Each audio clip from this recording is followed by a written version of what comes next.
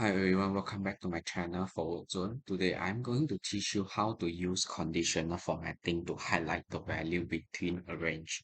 So let's look at our example here with a list. We have a list of data here. So in order to find the sales data between a range, first you have to go to Home tab and go to Style. From here, you select the conditional formatting and go to Highlight Sales Rules and go to Between. Click on the between, and from here you can set a range from what number to what number. So from here I'm going to put 0, and then I'm going to put 100,000, and you can see the value between 0 and 100,000 are highlighted in red. So we have 70k, 5k, and 29k.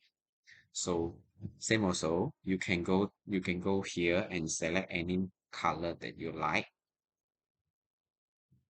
Is either red fill or yellow, green, light red, or red text, or red border. So once you are done, you just click OK. So it will be highlighted. Thank you. That is all from me. Please like, share, and subscribe to my YouTube channel.